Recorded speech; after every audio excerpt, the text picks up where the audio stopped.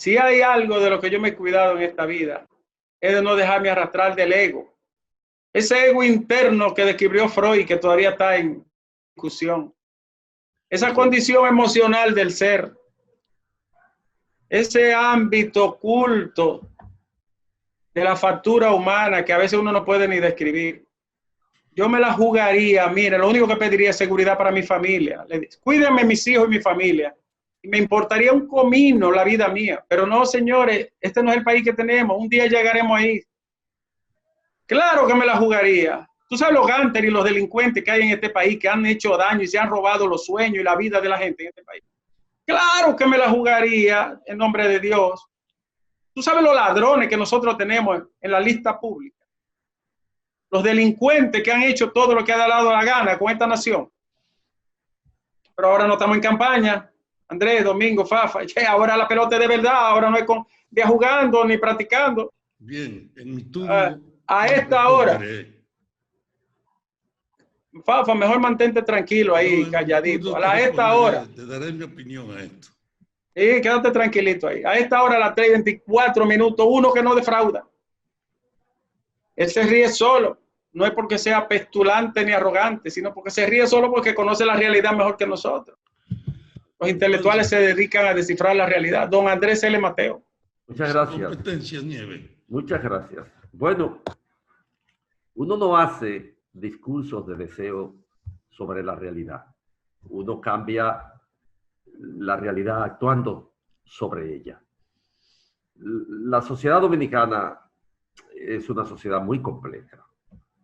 Es una sociedad que desde su fundación ha matizado la recepción de la violencia como si fuera una legitimación estructural. Lo que yo quiero decir es que aquí la gente ve enteramente normal todo lo que la violencia estructural ha históricamente establecido para la convivencia. La gente ve lógico que un funcionario público se enriquezca porque si no es un pendejo. La gente ve lógico que el poder sea para usarlo. La gente ve lógico la desgracia de la vinculación nepótica que crea verdaderos fantasmas respecto de qué idea de la justicia podemos tener. Aquí hay hermanos de un presidente de la República, primos hermanos del ministro que depredan zona o que hacen negocios con el Estado. Y la gente termina por verlo natural, por verlo así. En un país como el nuestro las instituciones no funcionan. Incluso las instituciones que son instituciones capitales para poder vivir en un espacio de interactuación decente, todas esas instituciones, alteradas ya por una práctica consuetudinaria respecto de su uso personal, la gente ya recurre a ella con el hálito de la esperanza de que algo puede ocurrir en el tratamiento que le puedan dar en esas instituciones. La justicia no es un nicho de piedad, ni de justicia, ni de paz. No hay una cosa más terrible en la República Dominicana que verse frente a la justicia. Ese poder inconmensurable, despótico, que el aparato de la justicia tiene. Lo cara que es la justicia en este país, quizás una de las justicias más caras que conoce el mundo americano. La educación es sesgada y elitista porque no es lo mismo el punto de partida en el que la educación dominicana arranca para la educación pública de los pobres que el punto de partida que arranca en el sector privado para la educación de los clase media, de los clase media alta, para la educación de las clases altas. En una palabra, la sociedad dominicana no se puede intuir. Nadie conoce una sociedad intuyéndola. Uno conoce una sociedad viviendo en ella. Una sociedad pensada es una sociedad diferente a la que los esquemas de distribución oficial o a lo que los valores ideológicos le atribuyen determinadas esencias. Es diferente. Una sociedad pensada es otra cosa. Tal vez nosotros debemos aspirar a vivir en una sociedad pensada. Hay ahora un espacio para la reflexión respecto de la proyección del futuro, porque es posible desalojar una práctica brutal que hemos tenido en estos últimos 8 años. Estos últimos 8 años. Brutal, brutal respecto del despojo de la riqueza pública, de la injusticia, de la impunidad, respecto de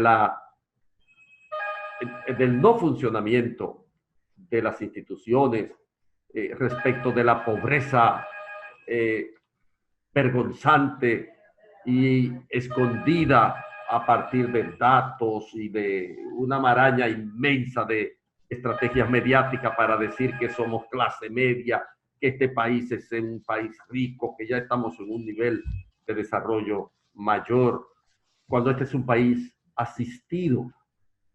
Asistido. Aquí hay más de 6 millones de personas asistidas. Toda esa realidad es la que debe empujar a la gente a tener una idea valedera, positiva de futuro. Yo repito, con los partidos políticos, con la tradición desgraciada del autoritarismo que ha deformado el aparato institucional, las esperanzas generalmente vuelan poco, tienen alitas cortas, las esperanzas se terminan frustrando. Y uno no quisiera que en el momento en que vivimos, muchas de estas ideas en relación con las cuales nosotros hemos batallado en los últimos años. Yo no quiero hablar de mi caso personal, pero yo tengo 20 años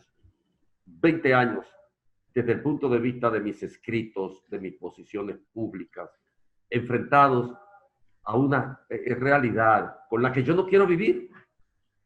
Por la que yo no quiero vivir. Por eso me refugio en el nicho de las academias. Yo no he salido de las academias universitarias en los últimos 20 años, o de los periódicos, o de los medios de comunicación, porque ahí tengo un cierto hálito de libertad en el que, pese a todas las restricciones que la hemos vivido también, uno puede ser uno. Yo creo que el momento es propicio para hacer reflexiones. Yo creo que vale la pena soñar en que muchas cosas deben cambiar en este país. Yo creo que quienes nos dirigen tienen que aprender que por encima de todo está el bien común y que ese bien común no lo vamos a conseguir con discursos de deseo, como decía al principio de mi intervención del día de hoy. Luchemos pues porque las cosas sean diferentes. No permitamos que este gobierno se crea que tiene una patente de corso o una licencia para hacer lo que le dé la gana. Hay un ámbito en el que ese espacio de ensoñación se puede quebrar estrepitosamente. Hay una realidad frente a la cual situarse. Hay un ámbito también que clama por justicia, y a eso es a lo que nosotros apelamos. El momento es difícil. Una pandemia, un gobierno que sale en el peor descrédito de la historia, un gobierno que entra alentando muchas esperanzas y todo como telón de fondo, una enorme crisis económica. Hay que inventar, hay que ser imaginativos, hay que enfrentarse a la realidad, no a partir de un discurso de deseo, sino domeñándola, controlándola, para que pueda parir lo que las ansias de justicia y de bien común anhelan en la mayoría de la mente de los dominicanos. Argenis.